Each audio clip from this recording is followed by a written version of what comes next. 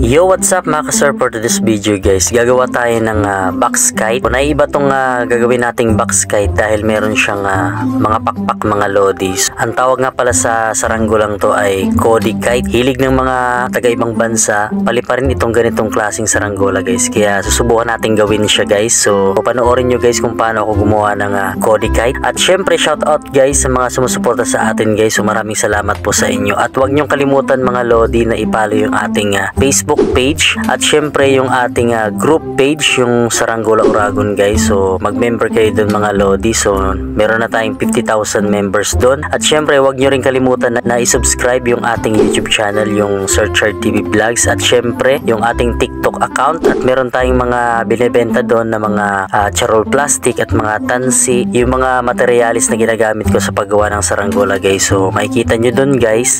Dun ako nagbebenta. Meron tayong affiliate shop dun mga lodi. So supportan nyo guys. At ito na nga guys, ginagawa na natin at binubuo na natin yung ating Cody kite, yung ating 3D box kite guys. At ayan, so syempre gumamit lang din ako ng mga tali dyan. At syempre kaunting kawayan lang mga lodi. Yung mga kawayan nga pala na ginamit ko dyan, medyo malalaki din siya. At para syempre may laban sa lakas ng hangin guys. Kasi yung mga ginagawa nating saranggola guys ay mga pang malakas na hangin guys. So gumagawa rin ako ng mga pang mahinang hangin lang, yung mga maliliit lang. So tamang-tama lang din yun para sa mga maliliit na bata na gustong magpalipad ng saranggola guys. So itong mga ginagawa natin guys, ito naman yung mga pangmalakasan natin. So ito na nga guys, nabunan natin yung ating Cody kite. So ayan kung makikita nyo guys. So yung mga tali pala na ginamit ko dyan sa mga nagtatanong guys, straw. Yan, ginamitan ko siya ng may dalawang kulay ng straw guys. Yung red na straw at yung black na straw. Yung black na straw guys, yun yung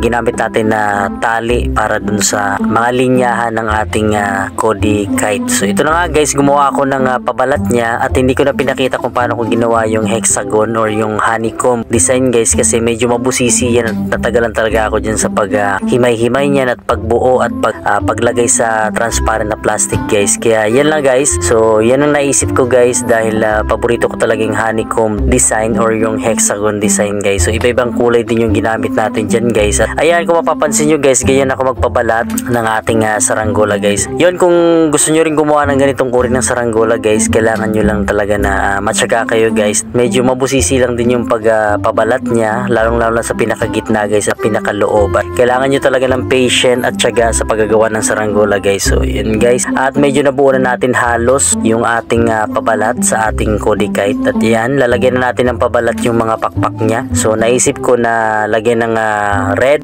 blue at syempre dilaw sa pinakagilid nung ating pakpak guys. So yan guys, binubuo na natin guys. Yan, nalagay ko na yung kulay red sa pinakadulo ng pakpak para maangas guys kapag lumilipad at kitang-kita talaga sa taas na meron siyang pula sa gilid ng pakpak. At syempre yung blue, yan, so ginupit ko na guys. Ayan, kung mapapansin yung mga lodi. So yun at napakaganda din ng kulay. Naisip ko talaga yung mga ganyang kulay guys dahil kapag lumilipad talaga yung saranggola, kapag nakita mong maganda yung kulay niya sa taas, kapag lumilipad siya, catchy talaga siya at mapapalingon ka talaga at mapapatingala ka talaga sa kalangitan na mayroong lumilipad na makulay na bagay. So ayan guys, so abangan nyo guys yung paglipad nito guys dahil medyo mahina yung hangin dito sa amin sa Bicol mga lodi. Pabugso-bugso lang din yung ulan, may kasamang ulan pa. At so yung full video na guys, mapapanood nyo guys sa YouTube. Yan, at kung mapanood nyo man siya guys, abangan nyo yung paglipad niya kasi paliliparin natin siya ng solid talaga, yung malakas talaga yung hangin guys, para masubukan natin kung hanggang saan talaga yung kakayahan nitong ating Cody kite guys. At ayan, nabuo ko na nga siya guys. Matindi talaga to sa hangin guys yung Cody kite. Kapag malakas yung hangin guys, talagang lilipad talaga siya. At yan, tamang-tama lang din yung kanyang ganit guys. At masusubukan natin siya guys kapag pinalipad na natin siya guys. So abangan nyo guys. At ayan na nga guys, nilagyan na natin siya ng ng parisukat. Magkabilaan din lang yan guys. So ayan guys, maraming salamat sa panunod guys at abangan nyo yung full video ng paglipad ng ating Cody kite guys. So bye bye.